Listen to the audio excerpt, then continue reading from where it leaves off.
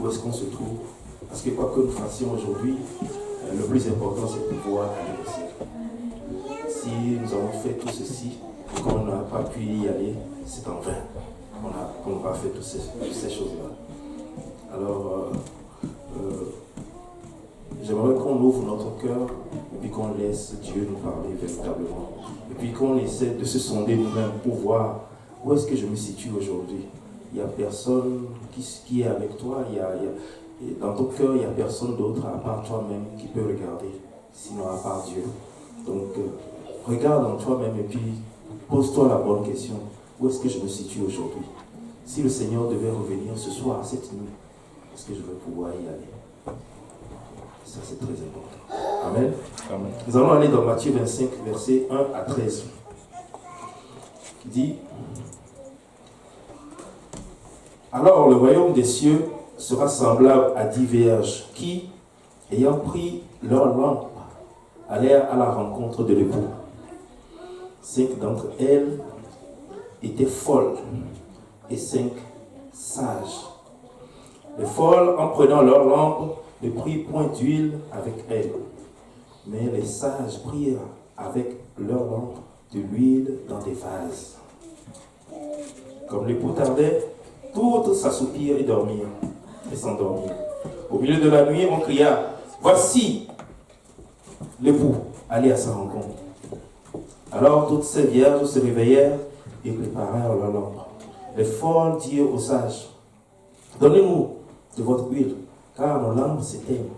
Les sages répondirent: non, il n'y en aura pas assez pour nous et pour vous. Allez plutôt chez ceux qui en vendent et achetez-en pour vous. Pendant qu'elles allaient en acheter, l'époux arriva. Celles qui étaient prêtes entrèrent avec lui dans la salle des noces et la porte fut fermée. Plus tard, les autres vierges vinrent et dirent: Seigneur, Seigneur, ouvre-nous. Mais il répondit: je vous le dis en vérité, je ne vous connais pas. Veillez donc, puisque vous ne savez ni le jour ni l'heure. Amen. Nous allons demander au pasteur de prier. Père éternel, nous te rendons grâce aujourd'hui. Nous voulons te remercier, Seigneur, pour ton esprit que nous ressentons encore, Seigneur. Nous venons pour le temps de la parole, Seigneur. Je te prie, Seigneur, dispose nos cœurs à le recevoir. Moins ton serviteur qu'il prêche ta parole aujourd'hui sans crainte ni faveur, Seigneur. Que ton nom soit béni ce soir. Au nom de Jésus-Christ, nous prions. Amen. Amen. Amen.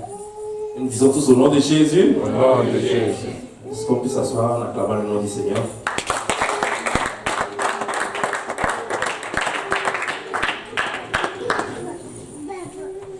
S'il faut donner un message, un titre à ce message, nous allons dire: prépare-toi à la rencontre de ton Seigneur.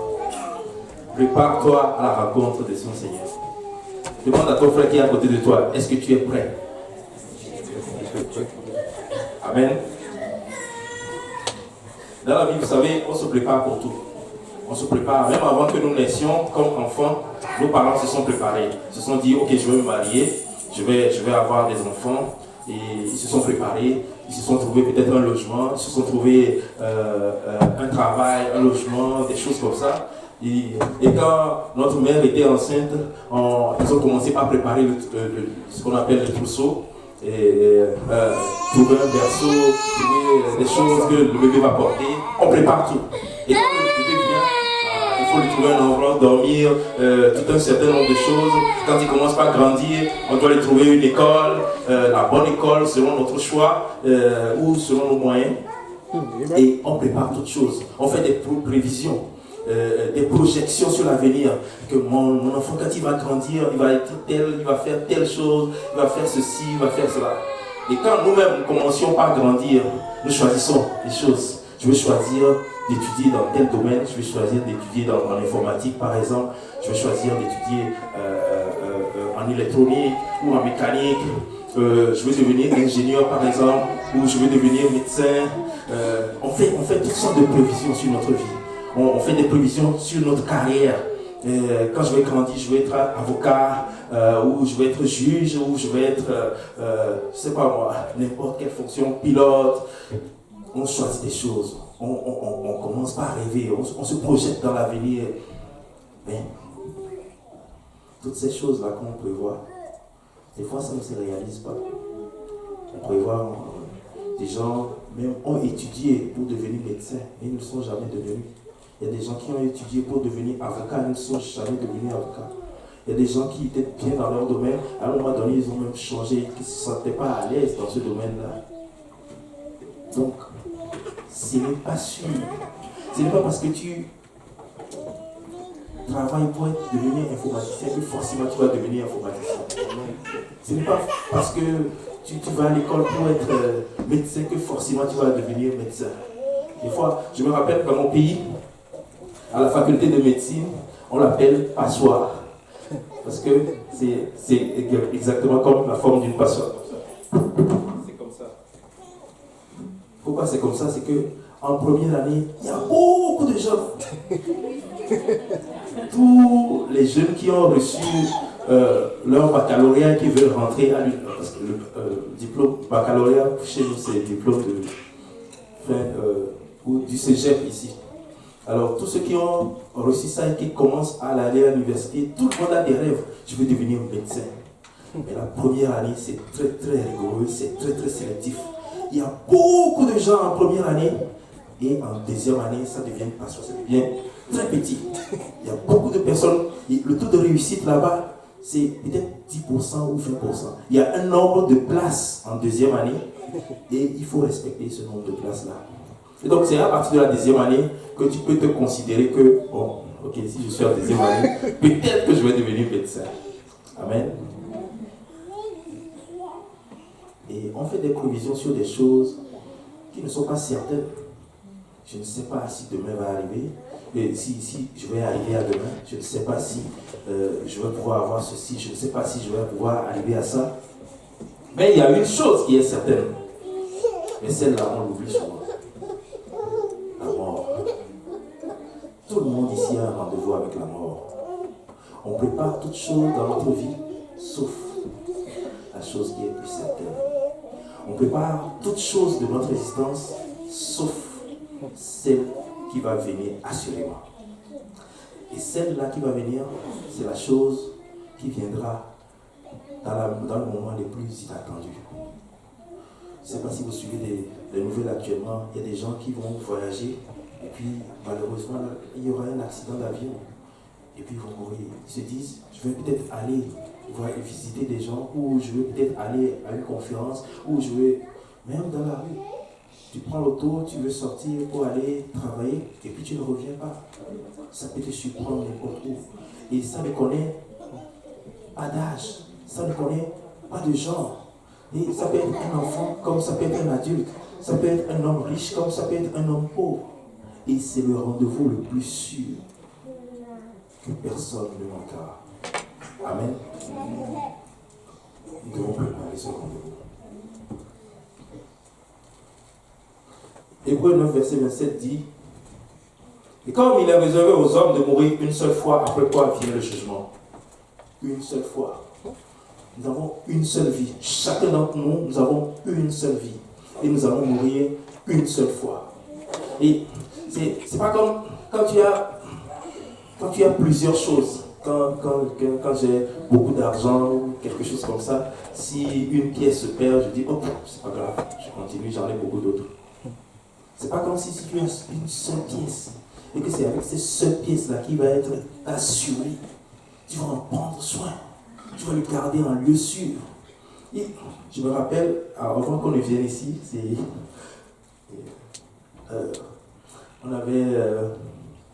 mon oncle m'a raconté une histoire comme quoi, et ça se passe souvent chez nous aussi. Il a eu beaucoup de malchance dans la vie. C'est comme ça qu'il le dit. Il a eu beaucoup de malchance dans la vie.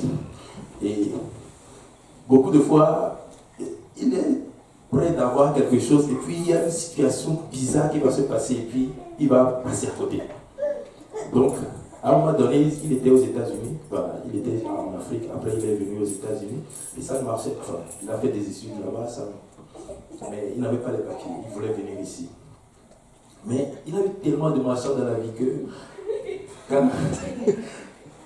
quand il a eu son passeport pour pouvoir venir ici, il a pris le passeport avec le visa et puis il a ouvert un compte à la banque.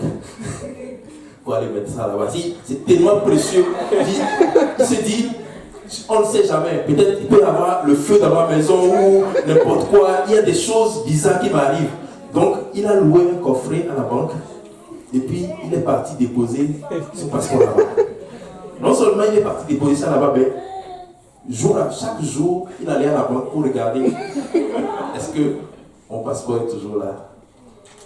Et c'est des choses qui nous arrivent aussi. Moi-même, quand j'avais le visa pour venir ici, mon passeport c'était à un endroit où je devais aller le regarder chaque mois, chaque jour pour voir si on ne sait jamais. En Afrique, il y a des choses bizarres qui se passent.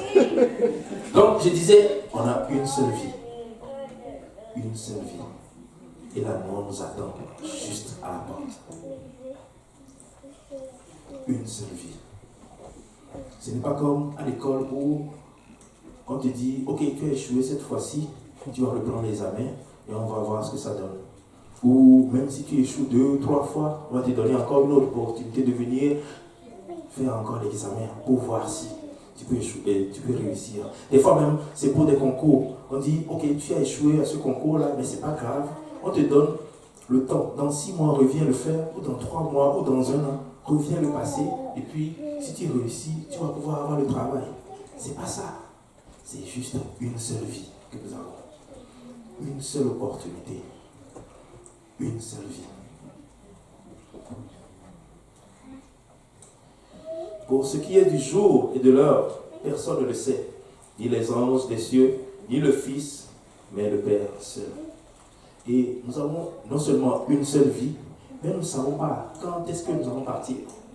Si tout le monde ici, si on savait exactement, on dit, ok, toi tu vas partir dans 5 ans, toi tu vas partir dans 20 ans, toi tu vas partir dans 30 ans, tout le monde va prendre le temps de se préparer à ça.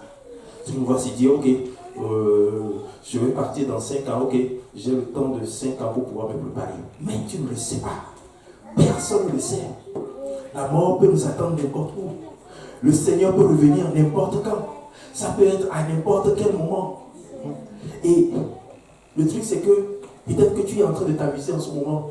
Peut-être que tu te dis, oh, je suis jeune, j'ai le temps. Oh, il y a telle chose. Oh, je veux profiter de la vie. Oh, je veux faire ceci d'abord. Oh, je veux faire cela d'abord. Mais tu ne sais pas. Et ça, c'est la grande tristesse.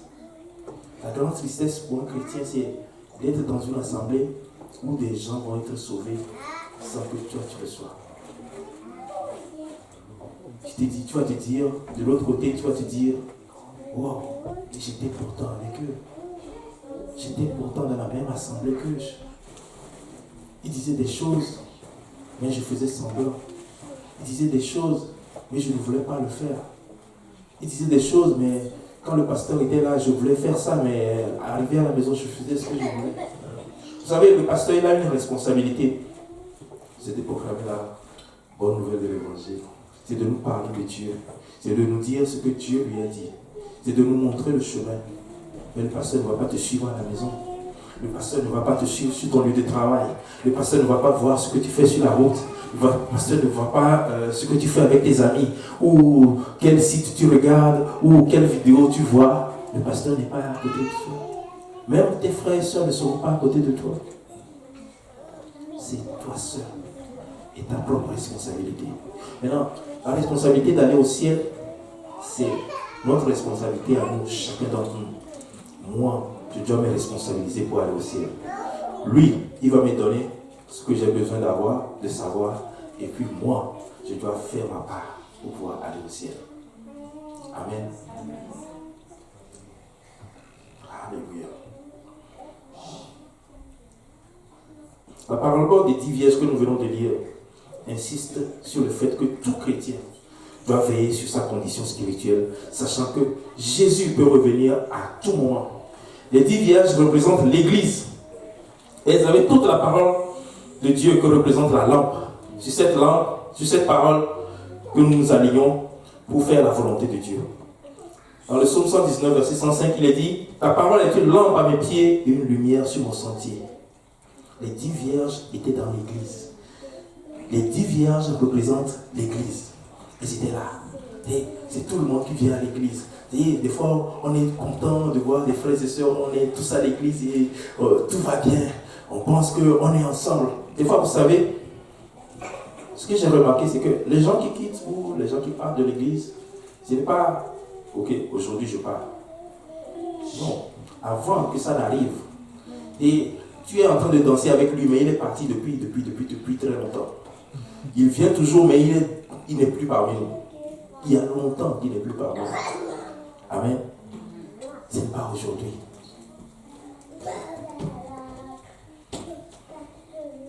Et cette parole-là, tout le monde l'avait. Ce n'est pas que les vierges folles, les vierges sages, on les mettait à part, on dit, ok, on va diviser l'église en deux. Ceux qui sont sages, vous allez vous mettre ici et on va vous dire ce que vous devez faire et vous allez le faire. Et les folles, on dit, ok, faites ce que vous voulez. Non, tout le monde était ensemble. Et la parole de Dieu était donnée ici à tout le monde. Maintenant, il y a des gens qui ont dit, ok, moi je vais faire ce que la parole de Dieu dit. Et puis il y a des gens qui m'ont dit, oh, c'est pas grave, on peut le faire de telle manière. Oh, je peux m'arranger de telle manière. Oh, je peux le faire de telle sorte. Oh, je peux faire ceci ou cela. Et c'est ça que Dieu appelle les folles. C'est-à-dire, tu commences par faire ta propre volonté et c'est une folie. Parce que le royaume des cieux, il y a un roi là-bas et son nom c'est Jésus. Et pour pouvoir entrer dans le royaume des cieux, ben, il y a des règles qui sont établies par le roi qui est là-bas. C'est comme si tu vas dans le royaume d'Angleterre. Je ne sais pas si vous avez vu cette histoire-là qui est passée pendant le mariage, le dernier mariage qui s'est passé.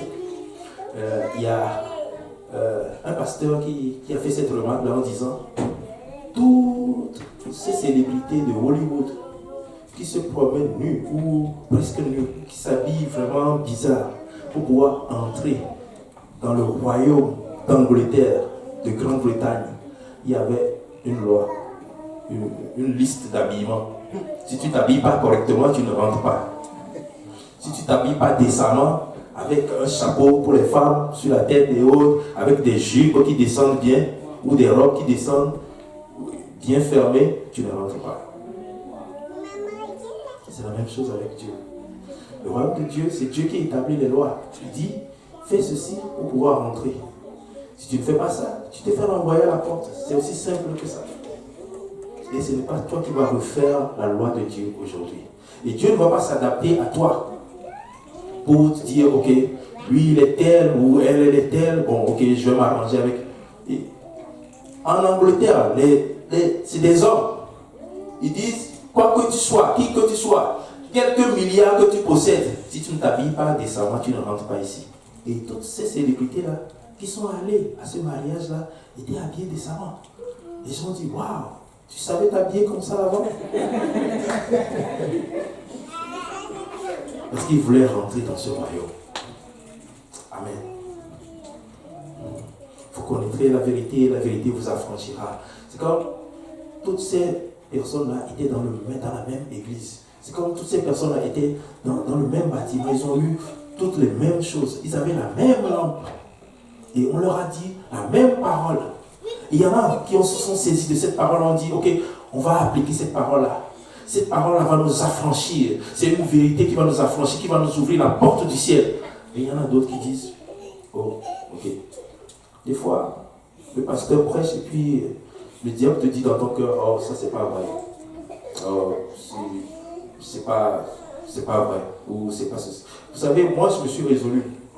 Il y a très très longtemps, quand le pasteur est venu nous faire une étude biblique, il nous a parlé de... comment ça s'appelle? Quand les gens sont sortis de l'arche, ils ont commencé par construire... comment ça s'appelle? La tour de Babel. Et puis, le pasteur m'a dit, on va te poser une question. Est-ce que Dieu a dit, changeons leur la langue pour qu'ils ne puissent pas réussir ce qu'ils ont projeté de faire? Selon toi, est-ce qu'ils vont pouvoir y arriver? J'ai dit, mais non, le ciel est trop loin. Nous savons par la science que le ciel est trop loin. Et il y a trop d'espace entre nous, il y a beaucoup de galaxies et autres. Qui peut faire une tour qui peut aller au ciel? J'ai dit, mais non. Il m'a dit, la parole de Dieu dit, oui, ils vont le faire. C'est ce que Dieu a dit. Et tu crois à ça comme ça. Et c'est depuis ce jour-là que ma croyance en la parole de Dieu n'est plus critique. Je crois simplement comme un enfant. Dieu a dit, ils vont toucher le ciel. Bon, ils vont toucher le ciel. Et puis on passe à autre chose. Dieu a dit, il y aura ceci, ben il y aura ceci. Et puis on passe à autre chose. Et c'est comme ça que nous devons être. C'est ça que Dieu attend de nous, que nous croyons en lui, comme des enfants. Pas que nous disons, oh, je suis intelligent. D'abord, qui t'a donné l'intelligence? Je suis intelligent. Oh, je sais que telle chose, j'ai étudié les sciences, j'ai étudié les ceci et cela, et je peux affirmer que il y a telle chose n'est pas possible. Mais c'est la parole de Dieu. Au moment où il y avait la création, il n'y avait personne. C'est Dieu seul qui était là. Les gens qui font des supputations aujourd'hui en disant il y a eu un Big Bang, il y a eu telle chose, il y a eu telle chose, ils n'étaient pas là. Et la science nous a montré que de temps en temps, ils se trompent, ils reviennent en arrière. Après, ils retournent, ils se trompent, ils reviennent encore en arrière. Et puis ils retournent. Après, ils se trompent, ils reviennent en arrière. Mais la parole de Dieu, c'est la vérité. Elle ne se trompe pas. Elle ne se confond jamais. Elle est immuable. La parole de Dieu a été écrite depuis des milliers d'années. Et elle est toujours la même. Elle ne change pas. Ce que les gens ont fait il y a 1000 ans ou 2000 ans pour pouvoir aller au ciel, la même chose elle a pour nous pour pouvoir aller au ciel. Elle ne change pas. Elle ne s'adapte pas au monde. Elle est déjà adaptée à toute situation. Vous savez, quelle que soit la situation que tu traverses, si tu retournes dans la parole de Dieu, bing, tu as la solution. Je te dis, waouh, il y a 2000 ans, il y a 3000 ans, il y a 4000 ans, des gens ont eu les mêmes problèmes, les mêmes situations. Et voilà comment Dieu les a résolus.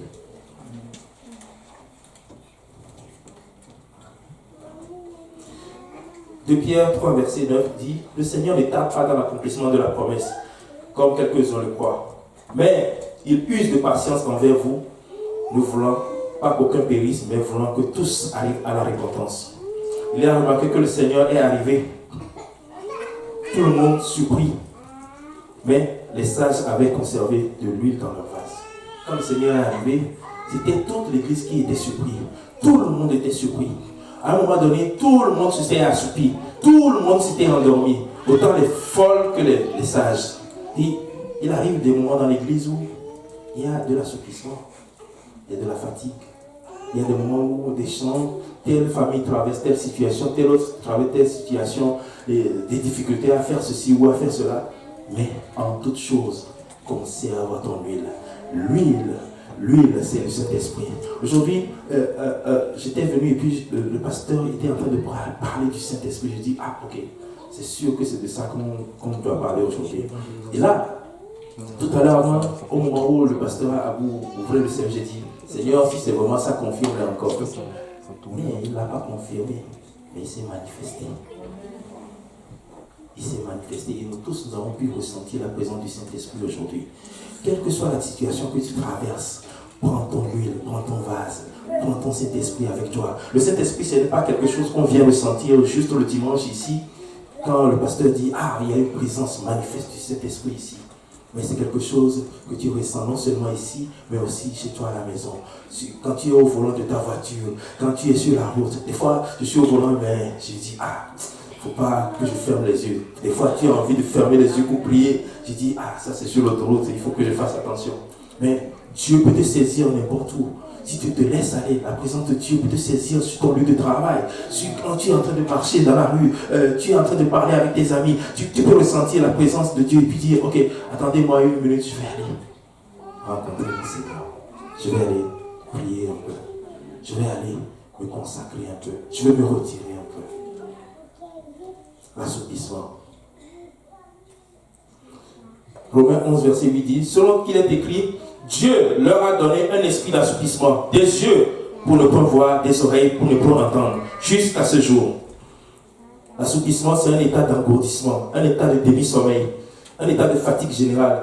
Il arrive des moments d'engourdissement de l'église, mais même dans ces moments, il faut absolument garder son huile.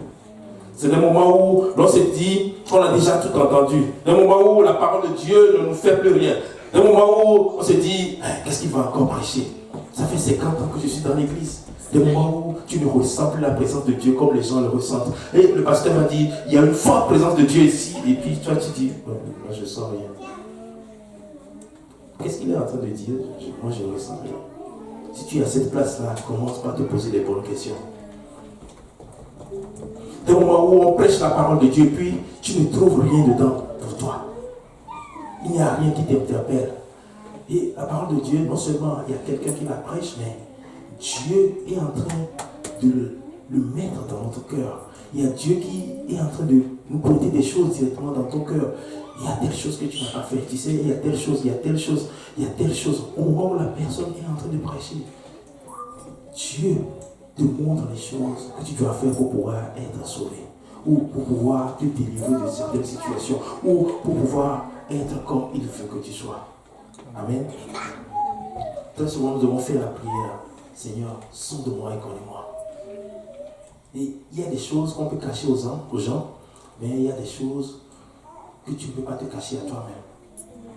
Si tu es une personne qui est très jalouse, toi-même tu le sais. Si tu es une personne qui est très envieuse, toi-même tu le sais. Et si tu es une personne qui est bagarreuse, querelleuse, ou toi-même tu le sais, c'est des choses que tu sais. Et à partir du moment où tu commences à dire à Dieu, Seigneur, aide-moi. Je sais qu'il y a telle situation dans ma vie.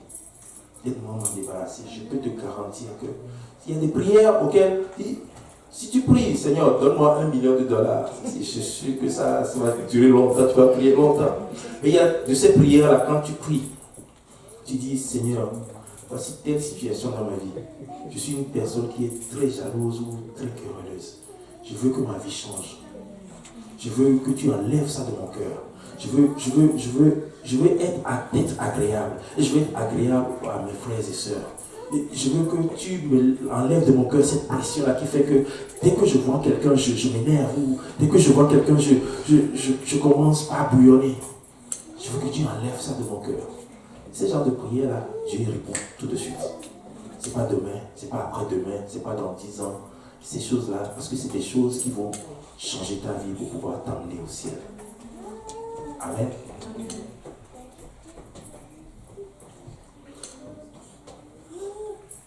La Bible déclare dans Ecclésiaste 7, verset 8, mieux vaut la fin d'une chose que son commencement.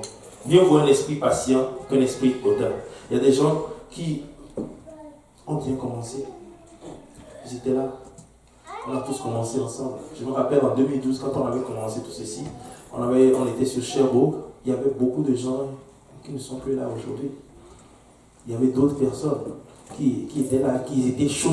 C'est pas que c'est juste des gens qui étaient assis quelque part en arrière. Non, c'était des gens qui étaient vraiment bouillants pour le Seigneur. Et un jour, ils ne sont plus là.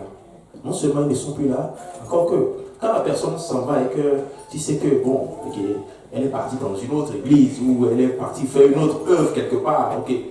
Mais la plupart du temps, c'est jamais ça. C'est, ok, je suis fatigué de ça, je veux me libérer, je veux faire ma vie comme je veux. Je veux pouvoir, le samedi soir, aller dans un club, par exemple, avec des amis. Je veux pouvoir faire telle chose que les autres font. Je ne suis pas normal, je suis jeune et puis tout le temps je suis en train de porter une longue jupe ou je suis en train d'aller à l'église tous les jours. À chaque fois quand on me pose la question, qu'est-ce que tu as fait pendant ton week-end? Je dis, j'ai été à l'église. Vous savez, les gens, souvent les gens me posent cette question au travail. Quand les gens aiment parler et autres, là, tu arrives le lundi et puis ils te disent, ah, j'ai fait telle chose, j'ai fait telle activité. J'ai été faire du ski, j'ai fait ceci, j'ai fait cela. Et puis ils te disent, et toi? J'ai dit, ah, le samedi j'ai été à l'église. Le dimanche j'ai été à l'église toute la journée. Et puis ils disent, ok. Il n'y a pas de sujet à discussion. C'est qui a été à l'église et puis c'est tout. Donc, les gens se disent, oh, je passe ma vie à l'église alors que je devais être dehors en train de faire le show avec les gens, alors que je devais être en train de faire ceci. Ah, ma vie, c'est, je suis jeune, je suis beau, je suis belle. Qu'est-ce que je fais à l'église tout le temps? La fin d'une chose vaut mieux que son commencement. Quand tu commences chaud, il faut que tu termines plus chaud. Tu ne dois pas commencer chaud et puis terminer tiède. Tu ne dois pas commencer chaud et puis terminer mort complètement. Tu ne dois pas commencer sage et puis terminer comme les vierges qui sont folles. Cette parabole-là nous parle de l'Église. Ça nous parle des gens qui sont convertis. Ça nous parle du peuple de Dieu. Ça nous parle des gens qui sont dehors, mais des gens qui connaissent la parole. Des gens à qui on a appris ce qu'il faut faire pour être sauvé. C'est de ça qu'il est question. Quel choix tu fais aujourd'hui? Il y a quelque chose qui est remarquable, c'est que ils nous disent il y a 10 vierges, 5 sont folles, 5 sont sages. Exactement 50%. La moitié de l'église n'ira pas au ciel. C'est ce que ça veut dire. Exactement la moitié de l'église n'ira pas au ciel. C'est dur. Je pense que quand tu vas à l'école ici et que tu as 50%, c'est pas bon. Tu ne passes pas. Un nombre de passages, je pense que c'est minimum 60%. Quand tu as 50%, c'est pas bon. Et on vise les 90%, 95%, 100%. Et là, dans la maison de Dieu, c'est 50%. Maintenant, voici la question que je me pose à nous, moi y compris. De quel 50% veux-tu faire partie? De quel 50% veux-tu faire partie? Est-ce que tu veux faire partie des 50% sages ou est-ce que tu veux faire partie des 50% forts? Est-ce que tu veux faire la volonté de Dieu ou est-ce que tu veux faire ta propre volonté? Est-ce que tu veux faire ce que Dieu te demande de faire ou est-ce que tu veux utiliser ton propre raisonnement? Et c'est aussi simple que ça. Ce que Dieu nous demande, ce n'est pas compliqué. Toutes les choses que Dieu nous demande ne sont pas... Ce n'est pas un poids que nous portons. Et des fois, on a l'impression qu'on vient tout le temps à l'église, on prie tout le temps, on fait ceci, on fait cela. Mais regardez, arrête un peu seulement. Passe 3 semaines sans venir à la réunion de prière. Juste ça, 3 semaines sans venir à la réunion de prière. Tu viens seulement le dimanche, toute la semaine tu ne viens pas, viens pas à la réunion de prière, viens pas à l'étude biblique ou du milieu de semaine. Et puis, au bout de 3 semaines, tu vas voir où est-ce que tu vas te trouver. Si tu es honnête avec toi-même, tu vas te rendre compte que, waouh, je me suis éloigné vraiment de Dieu. Vous savez, des fois, on ne prie même pas à la maison. Des fois, on ne fait pas tout ce qu'on est censé faire. Mais le fait que l'Église a institué un certain nombre de choses, c'est ça qui nous garde. Qui fait en sorte que, oh, j'ai une réunion de prière le samedi. Il faut que j'aille à cette réunion de prière. Au moins une fois par semaine, je suis sûr de pouvoir prier 1 heure, 2 heures et atteindre Dieu. Amen. Rien n'est pénible. Moi, je suis content de venir dans la maison de Dieu tous les jours. Et je ne viens pas par contrainte. Je ne viens pas parce que tel autre doit venir ou tel autre ne vient pas. Je viens parce que j'ai choisi librement moi-même de me dire, moi, je vais venir. Même s'il y a une seule personne, je vais venir. Même si je serai juste avec le pasteur, on sera là ensemble. On va prier ensemble. Et devinez quoi? Nous allons juste partager les bénédictions. Amen.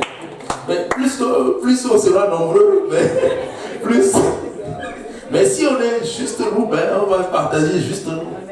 Mais moi, je fais le choix, ainsi que ma famille, ainsi que ma maison, de dire, nous allons servir le Seigneur. Quoi qu'il arrive, quoi que cela nous coûte, quoi que nous devions faire comme sacrifice, nous devons servir le Seigneur. Et remarquez, le Seigneur te le rend toujours. Et il y a un adage chez nous qui dit que le Seigneur ne reste jamais endetté. Quoi que tu aies fait à Dieu, Dieu va te le donner de l'autre côté. Et il y a la sœur Karine qui a fait un témoignage, un puissant témoignage, hier ici. Elle nous a dit qu'elle était en train de prier pour donner de l'argent pour quelque chose, et puis elle n'avait pas la paix. Et Dieu lui a mis à cœur, c'est pas assez. Il dit, elle a doublé. Elle a continué pas à prier, mais elle n'avait pas la paix. À un moment donné, elle a triplé. Elle continuait pas à prier, mais elle n'avait toujours pas la paix. À un moment donné, elle a multiplié par 4. Et c'est seulement à ce moment-là qu'elle a ressenti la paix. Et puis elle a pris son chéquier, et puis elle a écrit, et elle a donné à Dieu. Vous savez ce que Dieu a fait pour elle? Il nous a dit qu'à son travail, on l'a appelé pour lui dire, quand on t'a recruté, on n'a pas pris en compte certaines expériences que tu avais avant. Donc on va te faire monter de 4 échelons. Donc ça veut dire on t'augmente aujourd'hui. Maintenant, ils disent, non seulement ça, mais toutes les années pendant lesquelles tu as travaillé avec nous, où on t'a triché, on va te faire un rappel de tout ça, sûrement avec les intérêts. Amen. Et c'est comme ça que tu es. Dieu ne reste jamais endetté. Quel que soit ce que tu fais pour Dieu, peut-être que quelqu'un ne le voit pas, peut-être que quelqu'un ne l'a pas vu ou ne l'a pas entendu, mais Dieu, il va te le rendre au centuple. C'est sûr et c'est garanti. Amen. Amen. Amen. Comment devons-nous nous préparer? Nous savons que nous devons nous préparer. On doit se préparer pour pouvoir aller au ciel. On se prépare pour chaque chose dans la vie. Il faut qu'on se prépare aussi pour aller au ciel. Marc 16, verset 15 à 16, on dit, puis il leur dit, allez par tout le monde et prêchez la bonne nouvelle à toute la création. Celui qui croira et qui sera baptisé sera sauvé, mais celui qui ne croira pas sera condamné. Waouh! C'est tellement simple. Il dit, crois, fais-toi baptiser, puis tu seras sauvé. C'est tellement facile. Et c'est tellement facile que si Dieu a rendu tellement ça facile pour que tout le monde puisse le faire. Crois et fais-toi baptiser. On ne dit pas marche dans le feu, fais-toi brûler. On ne dit pas coupe-toi un bras. On ne dit pas donne quelque chose. Mais on dit crois et fais-toi baptiser. Et tu seras sauvé. Et la suite du passage dit, celui qui ne croira pas sera condamné. Amen. Et ce n'est pas toujours forcément pour des gens qui sont dehors. À un moment donné de notre marche, on commence par ne plus croire. Et quand tu arrêtes de prier, c'est que tu ne crois plus. C'est aussi simple que ça. Tu arrêtes de prier, ça veut dire que tu ne crois plus. Tu ne crois plus que tu es capable. Tu ne crois plus que Dieu peut le faire. Tu ne crois que Dieu peut agir en toi dans ta vie. Parce que si tu croyais que tu allais continuer par prier, si tu savais que c'est pressant, ça arrive, peut-être que Dieu l'a déjà envoyé. Je vois l'ange qui est en train de porter les choses que Dieu a mis dans ses mains. Je vais continuer par prier pour que l'ange puisse arriver jusqu'à moi. Mais si tu pouvais voir ça, tu allais continuer par prier et si tu allais avoir la foi. Amen. Garde la foi. La foi, c'est la première chose que Dieu nous demande d'avoir pour pouvoir venir dans sa maison. Et ça, c'est très facile. C'est juste dire, je crois. La foi, c'est une ferme assurance des choses qu'on espère et une démonstration de celles qu'on ne voit pas. Une ferme assurance des choses qu'on espère. Oh, j'espère que je vais être guéri. Que j'ai l'assurance que je vais être guéri. Je sais que tu vas me guérir. Seigneur, je sais. Je crois que tu vas me guérir. Et une démonstration de celles qu'on ne voit pas. Comment tu démontres ça? Tu commences pas à agir comme si tu étais déjà guéri. Tu commences pas à faire les choses comme si c'est déjà arrivé dans ta vie. Tu commences pas à faire des plans ou contempler la gloire de Dieu comme si tout ce que tu as demandé, c'est déjà arrivé dans ta vie. Amen. Et c'est ça que Dieu te demande. Après la foi, Dieu te demande de venir avec la foi et après, tu te réponds. Pardon à Dieu. Seigneur, je te demande pardon. Je reconnais que toute ma vie, j'ai fait plein de bêtises. J'ai fait plein de choses qui t'ont déplu. Et aujourd'hui, je viens me confier en toi pour que tu changes ma vie. Pardonne-moi tous mes errements. Pardonne-moi tous mes égarements. Et change ma vie aujourd'hui. Et dès que tu fais ça, Dieu te pardonne tout de suite. La troisième étape, c'est de te faire baptiser. Tu rentres dans l'eau et tu te fais baptiser. Ce qui est formidable, c'est que j'ai trouvé dans cette église depuis que je suis là, c'est que chaque dimanche, tu as l'opportunité d'entendre l'évangile et d'entendre quelqu'un te dire qu'est-ce que tu dois faire pour être sauvé. Et on n'a pas ça dans toutes les églises. Je suis un chrétien depuis mon enfance, je sais de quoi je parle. Mais on n'a pas ça dans toutes les églises. Parce qu'ils ont compris que la chose la plus importante, ce n'est pas que tu deviennes milliardaire, millionnaire. La chose la plus importante, ce n'est pas que tu arrives à avoir cette voiture, ou cette maison, ou ce travail-là que tu veux. Mais la chose la plus importante, c'est que tu puisses aller au ciel. Et c'est ça le plus important. Et sur la terre, à un moment donné, Dieu va nous bénir, va nous donner un travail. Dieu va nous bénir, va nous donner une maison. Dieu va nous bénir, va nous donner un conjoint, des enfants, des ceci, des cela. Mais ce n'est pas ça l'objectif de Dieu. L'objectif de Dieu, c'est que tu sois sauvé. L'objectif de Dieu, c'est que tu puisses venir auprès de lui. Et donc, ces choses-là que nous avons ne doivent pas nous détourner de notre objectif, qui est d'aller au ciel. Quelqu'un dise, je dois aller au ciel. Je dois aller au ciel. De temps en temps, je me pose la question, est-ce que je vais pouvoir y aller? Seigneur, est-ce que je vais pouvoir y aller? Est-ce que je fais tout ce que tu me demandes de faire? Est-ce que j'arrive à faire ce que tu attends de moi? Des fois, je fais la prière, je dis, Seigneur, peut-être que je ne suis pas encore là où tu voudrais que je sois. Mais je te promets une chose, je vais travailler dessus. Montre-moi les choses que je dois faire. Je ne suis peut-être pas l'homme que tu as vu en me créant aujourd'hui, mais je veux le devenir. Aide-moi pour que je puisse devenir l'homme que tu as vu dans ta pensée quand tu m'as créé. Je veux le devenir. Et je peux vous garantir que ces genres de prières-là, quand tu commences par le faire, c'est des choses que Dieu aime. C'est des choses que Dieu attend de nous. C'est des choses que Dieu veut que nous fassions.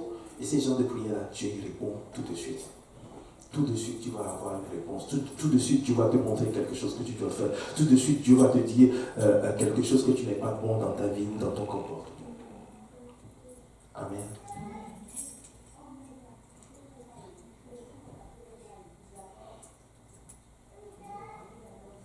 Acte 2, 38, il nous dit, répandez-vous et que chacun de vous soit baptisé dans le nom de Jésus-Christ.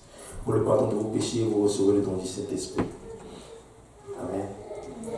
Toutes ces vierges-là, même celles qui étaient folles, un jour, ils ont déjà eu le Saint-Esprit. Dans leur lampe, elles étaient allumées à un moment donné.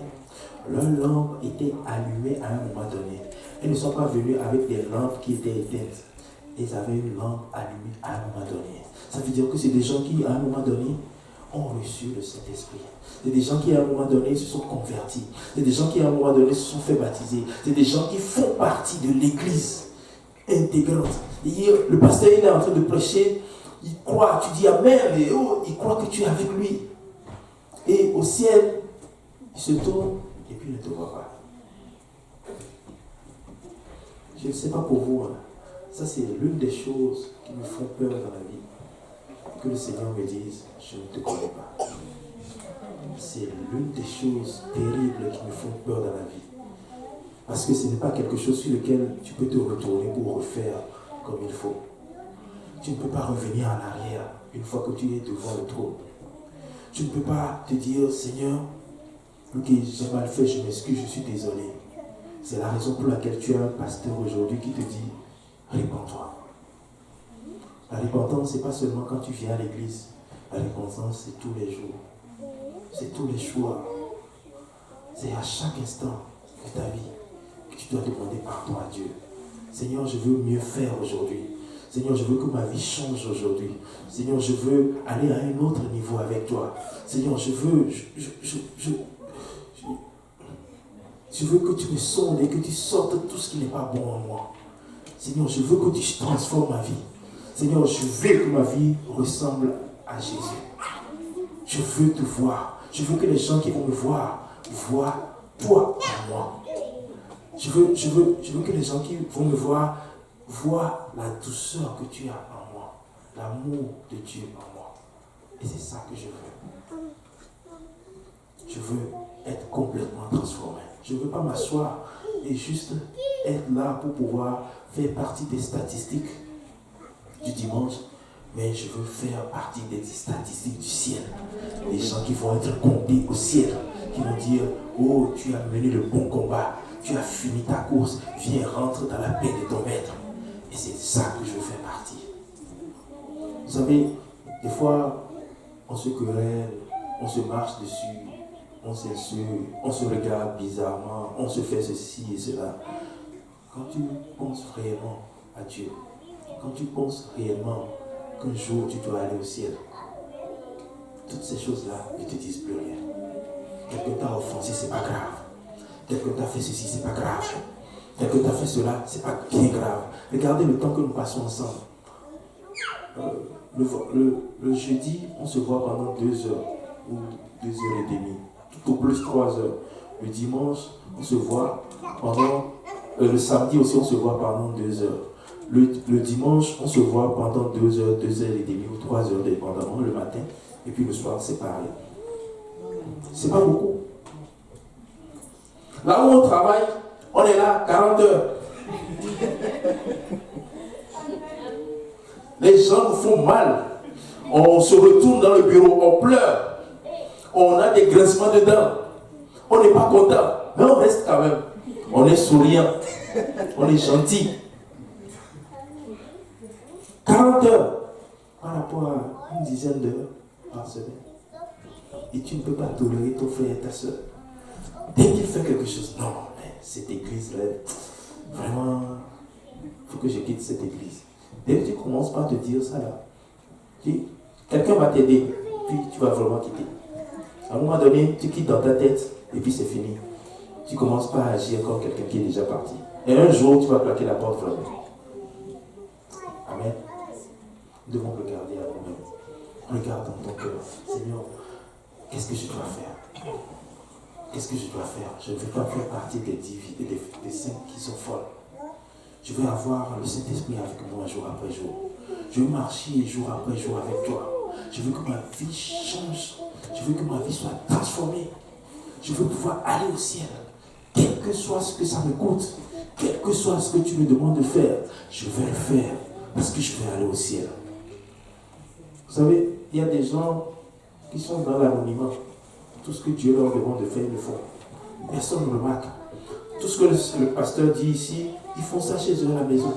Ils prient comme Dieu leur demande de prier. Ils jeûnent quand on demande de jeûner. Ils font toutes sortes de choses. Et personne ne sait. On va être surpris au ciel quand on va voir ces gens-là passer avant nous. C'est ça. Qu'est-ce que Dieu attend de toi? La plupart du temps, ce que Dieu attend de nous, on le sait. C'est pas qu'on ne le sait pas. Nous tous, nous savons ce que Dieu veut que tu changes. Oh Seigneur, tu m'as dit telle chose, mais c'est tellement difficile. Aide-moi. Quand tu commences par demander de l'aide à Dieu, Dieu va t'aider. Des fois, de simples prières. Et peut-être que la chose pour laquelle que Dieu te demande de te débarrasser, peut-être que c'est honteux, ou peut-être que tu trouves que c'est honteux, ou quelque chose que tu ne veux pas le partager avec quelqu'un. Commence déjà par prier Dieu. Tu vas voir ce que Dieu va commencer par faire dans ta vie. Dieu est tout puissant. Et il n'y a rien d'impossible à Dieu. Et ça, c'est la vérité. Amen. Amen. Alléluia.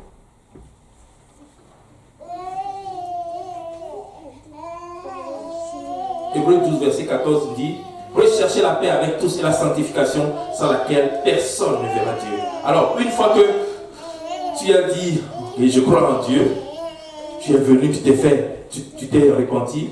La deuxième chose, c'est qu'il y a de l'eau ici. Il y a de l'eau. On va te baptiser, le pasteur est là. Il y a des vêtements de rechange. Il y a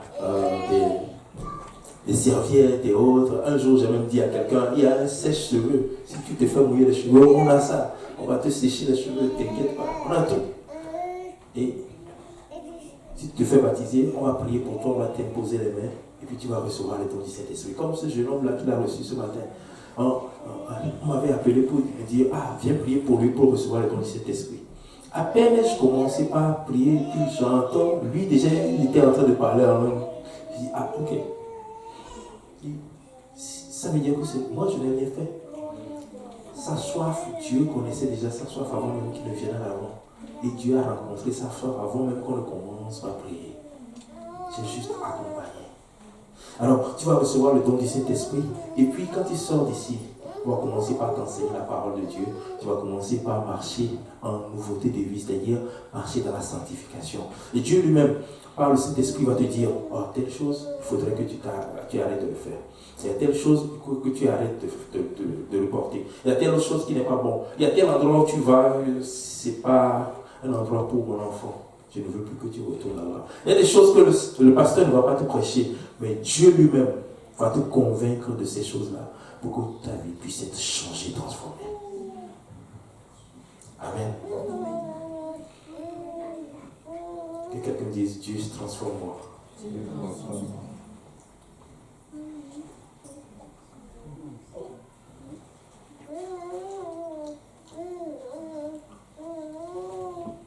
Proverbe 13, verset 16 nous dit, tout homme prudent agit avec connaissance, mais l'insensé fait étalage de folie. Celui qui a la connaissance, il agit avec ça.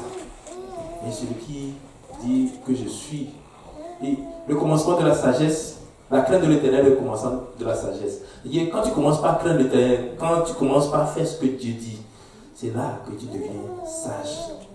Maintenant, le contraire aussi est vrai. Celui qui ne craint pas l'Éternel, il est fou. La parole de Dieu dit, qui a la folie d'obscurcir mes desseins. C'est-à-dire, si tu dis, ok, moi je veux contrecarrer les plans de Dieu, c'est comme tu deviens fou, tu n'as plus totalement ta tête. Et ce que Dieu nous demande, c'est juste de faire sa volonté. Amen. Nous allons aller dans Romains 8, et l'avant-dernier passage que nous allons lire, Romains 8, versets 5 à 17.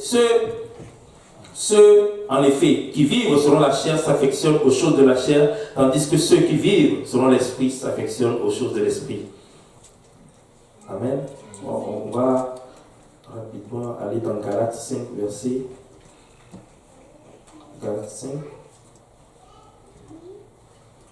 19, qui nous parle or, les œuvres de la chair sont manifestes. Ce sont l'impudicité, l'impureté, la dissolution, l'idolâtrie, la magie, les anciennes choses, hein, toutes celles que je vais citer, c'est rare qu'on voit ça à l'église. Mais voici celles qu'on voit. Les inimitiés, les querelles, les jalousies, les animosités, les disputes, les divisions, les sectes, l'envie. L'ivrognerie, on ne voit pas ça ici. Les excès de table et les choses semblables. Je vous dis d'avance, comme je l'ai déjà dit, que ceux qui commettent de telles choses n'hériteront pas le royaume des cieux. Écoute, tu es juste envieux ou tu es juste jaloux. Et puis Dieu te dit, juste à cause de la jalousie, tu ne vas pas aller au ciel. Juste à cause de l'envie, tu ne vas pas aller au ciel. Juste parce que tu manges trop, tu ne vas pas aller au ciel. Oui, les excès de table, c'est quoi? Il y a des gens qui mangent tout le temps, du matin jusqu'au soir, ils sont tout le temps en train de manger. Juste à cause de ça, tu ne vas pas aller au ciel. Amen. Romains 8, verset 8, il dit, verset 7, car l'affection de la chair, c'est la mort, tandis que l'affection de l'esprit, c'est la vie et la paix. Car l'affection de la chair est inimitié contre Dieu, parce qu'elle ne se soumet pas à la loi de Dieu et qu'elle ne le peut même pas. Or, ceux qui vivent selon la chair ne sauraient plaire à Dieu. Pour vous, vous ne vivez pas selon la chair, mais selon l'esprit. Du moins, si l'esprit de Dieu habite en vous. Si quelqu'un n'a pas l'esprit de Christ, il ne lui appartient pas. Si tu veux aller au ciel, il faut que tu aies l'esprit de Dieu. Il faut que tu aies ton huile. Parce que celui qui a ressuscité Christ d'entre les morts, c'est le même esprit qui va pouvoir te ressusciter. Et c'est ça ton huile. Tu dois le porter avec toi. Tu dois l'avoir à côté de toi. Tu dois l'avoir en toi, jour après jour. Ce n'est pas une fois par semaine quand tu viens à l'église seulement que tu dois ressentir le Saint-Esprit. Ce n'est pas seulement le samedi, quand les autres sont en train de prier, que toi tu marches sur le Saint-Esprit des autres. Mais c'est toi-même. Il faut que chaque jour, quand tu viens à l'église, il faut que Dieu entende ta voix. Oh, que ma fille Sophie est là aujourd'hui. que mon fils Alphonse est là aujourd'hui. Oh, que tel, il est là aujourd'hui. Il a crié à moi. Ce n'est pas le pasteur qui crie, ce n'est pas les autres qui sont à côté de toi qui invoquent le Seigneur Tout-Puissant, mais c'est toi-même, à ta voix. Il faut que Dieu sente que tu es là. Amen. Amen.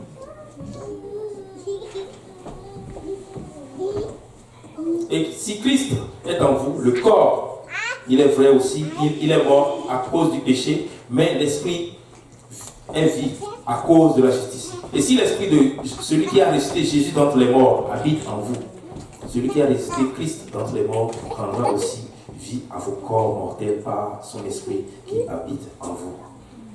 Amen. Personne ne peut ressusciter sans le Saint-Esprit. Si tu n'as pas le Saint-Esprit, tu ne peux pas ressusciter. Si tu n'as pas le Saint-Esprit, tu ne peux pas aller au ciel. C'est les lois du royaume des cieux. On l'appelle le royaume des cieux. C'est comme l'exemple que je vous ai donné, le royaume d'Angleterre. Si tu ne fais pas ce qu'il dit, tu n'entres pas. Tu ne peux pas forcer la porte. Il y a des gens qui sont costauds, qui sont devant la porte, ils sont armés. Tu ne peux pas les forcer. Si tu ne fais pas ce qu'ils disent, tu n'entres pas. Si tu fais la chose facile qu'ils disent de faire, tu entres. C'est la même chose pour aller au ciel. Si tu fais ce que Dieu te demande de faire, qui sont des choses qui sont très faciles, tu entres. Si tu ne fais pas ce que Dieu demande de faire, et que tu veux faire par ton propre jugement, ta propre justice, tu n'entreras jamais. Et là, tu ne peux pas te retourner. Regardez sur la terre, si c'est dans le royaume d'Angleterre, tu peux retourner à l'hôtel ou retourner dans un magasin, acheter des habits comme il faut et revenir pour rentrer dans le royaume d'Angleterre. Dans le royaume des cieux, quand tu arrives là-bas, tu ne peux pas retourner en arrière. C'est fini. C'est la fin. C'est le dernier point.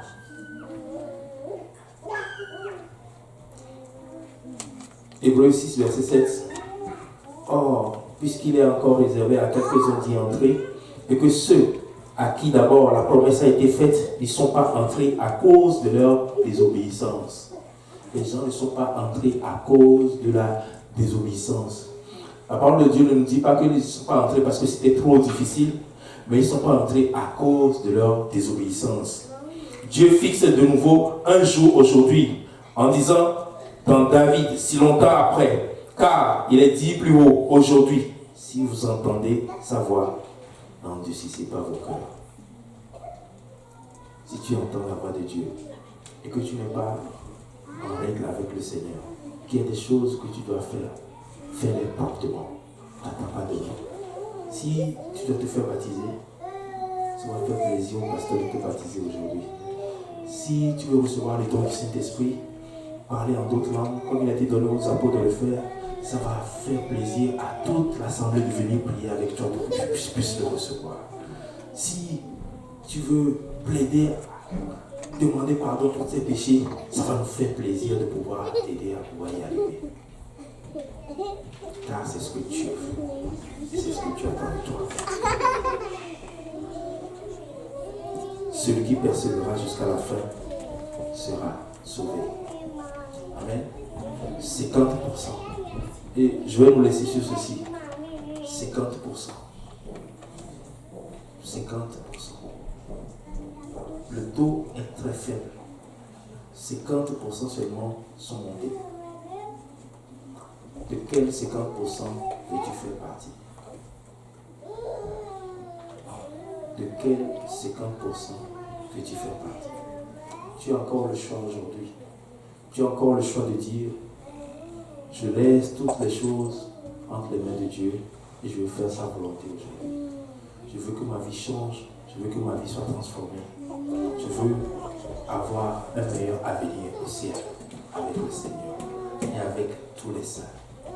Et je veux que ça commence dès aujourd'hui dans ma vie. Tu as le choix. De quel 50% veux-tu faire partie? Que Dieu vous bénisse. Amen.